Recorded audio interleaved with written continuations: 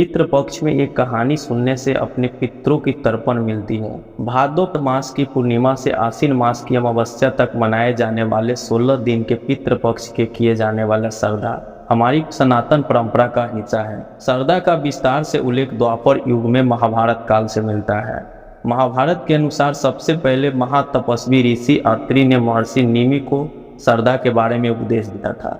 इसके बाद महर्षि निमि ने श्रद्धा करना शुरू किया था। महर्षि को देखकर अन्य ऋषि मुनियों ने पितरों को अन्न देने लगे। लगातार श्रद्धा का भोजन करते करते देवता और पितरों पूर्ण तृप्त हो गए। पुराणों में पितृपक्ष को बहुत अधिक महत्व दिया गया है। कई सारी पौराणिक और लोक कथा में भी इसका वर्णन, लेकिन बहुत कम लोगों को ये पता होगा कि महाभारत में श्रद्धा क्यों किया गया था। बता दें कि पितृपक्ष में श्रद्धा की शुरुआत महाभारत काल में चली आ रही है। श्रद्धा कर्म की जानकारी भीष्म पितामह ने युधिष्ठिर को दी थी। इसके अलावा महाभारत के युद्ध के समाप्ति के बाद श्री कृष्ण के कहने पर पांडव अपने मृत परिजनों को श्रद्धा सोमवती अमावस्या के दिन करना चाहते थे, जिससे उन्हें मुक्ति मिल सके।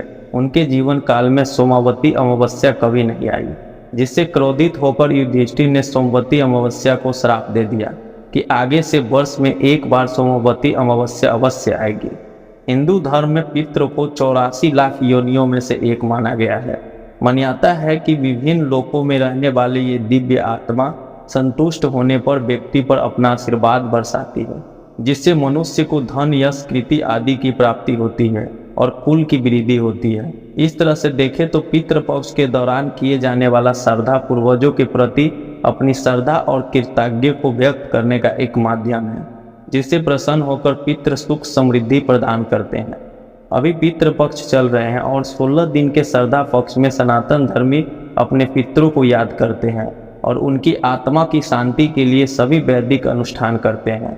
लेकिन बहुत कम लोग जानते हैं कि 16 दिन का पितृपक्ष दानवीर कर्ण की एक भूल के कारण मनाया जाता है और कर्ण के कारण ही पितृपक्ष मनाने की परंपरा की शुरुआत हुई थी। आइए जानते हैं कि इसके पीछे का क्या धार्मिक मान्यता है। पुराणों के मुताबिक पितृपक्ष में दान पुण्य का विशेष विधान होता है और इसका फल जीवात्मा को स्वर्ग लोक में प्राप्त होता है। दानवीर कर्ण अपनी दानवीरता के लिए जाने जाते थे और जीवन भर उन्होंने गरीब और जरूरतमंदों को धन और स्वर्ण का दान किया। पास आने वाले वो किसी भी व्यक्ति को उन्हें बगैर धन दिए नहीं लौटने देते थे। लेकिन कर्ण ने कभी अपने जीवन काल में अन्न का दान नहीं किया। कर्ण की मृत्यु के बाद जब उनकी आत्मा स्वर्ग लोक पहुंची तो उन्हें खाने के लिए सोना और गहने दिए गए। कर्ण को समझ में नहीं आया कि उन्हें भोजन की जगह सोना क्यों दिया जा रहा है। उन्होंने देवराज इंद्र से पूछा कि उनके साथ ऐसा व्यवहार क्यों हो रहा है। तब देवराज इंद्र ने उन्हें बताया कि उन्होंने अपने पूरे जीवन में स्वर्ण का ही दान किया है, कभी अन्न जल का दान नहीं किया है और न ही उन्होंने कभी अपने पूर्वजों का तर्पण और पिंडदान किया है। यह सुनकर कर्ण ने कहा कि उसे तो अपने पूर्वज के संबंध में कुछ ज्ञात ही नहीं था, इसीलिए उसने कभी तर्पण और पिंडदान नहीं किया। यह सुनकर इंद्र ने कर्ण की उनकी गलती सुधारने का एक अवसर देते हुए 16 दिन के लिए वापिस पृथ्वी लोक पर भेजा।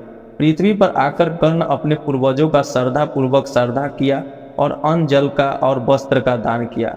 यह करने के पश्चात ही कर्ण को मुक्ति और तृप्ति मिली।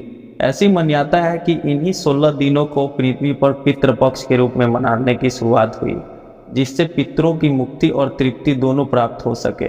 श्रद्धा करने से पितरों को मुक्ति मिलती है, जबकि पिंडदान और तर्पण से तृप्ति मिलती है। ऐसी मान्यता है कि पितृलोक में समस्त वैभव के बाद भी जल का अभाव होता है, जिससे पितृ प्यासे रह जाते हैं। इसीलिए काले तिल के युक्त जल से तर्पण करने से पितरों को मुक्ति और तृप्ति मिलती है।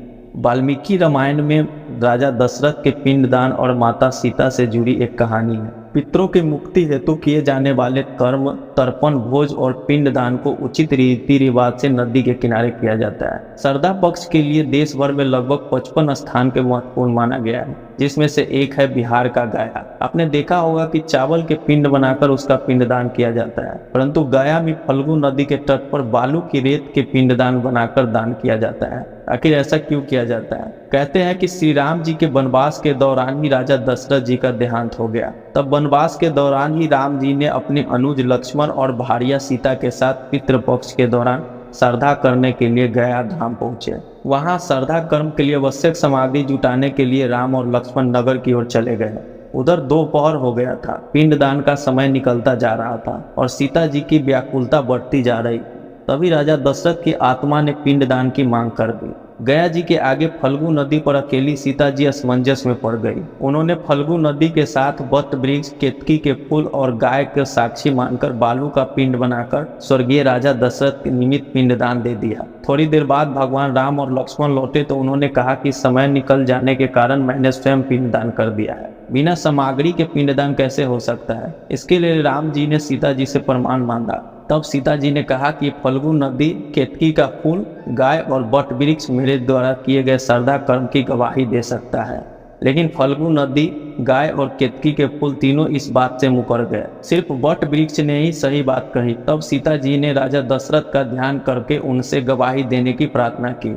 राजा दशरथ जी ने सीता जी की प्रार्थना स्वीकार कर राम के समक्ष आए और उन्होंने कहा कि सीता ने ही मुझे पिंडदान दिया है। इस पर राम अस्वस्थ हुए और लेकिन तीनों गवाह झूठ बोलने पर सीता जी ने क्रोधित होकर उनको श्राप दे दिया। फल्गु नदी को श्राप दिया कि जा तुम सिर्फ नाम के नदी रहेगा, तुम्हें पानी नहीं रहेगा। इसी कारण फल्गु नदी आज भी गया में सूखी रहती है। गाय को श्राप दिया कि तू पूज्य होकर भी लोगों का जूठ खाएगी और केतकी का फूल को श्राप दिया कि तुझे पूजा में कभी नहीं चढ़ाया जाएगा।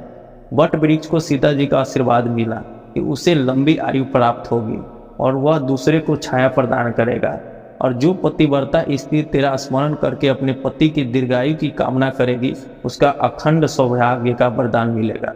यही कारण है कि गाय को आज भी जूठा खाना पड़ता है और केतकी का फूल को पूजा पाठ में वर्जित रखा गया है। और फल्गु नदी के तट पर सीता कुंड में पानी के अभाव में आज भी सिर्फ बालू या रेत का पिंडदान किया जाता है। दोस्तों, कहानी कैसी लगी? अगर कहानी अच्छी लगी हो तो वीडियो को लाइक और चैनल को सब्सक्राइब जरूर करना। जय श्री कृष्णा, राधे राधे।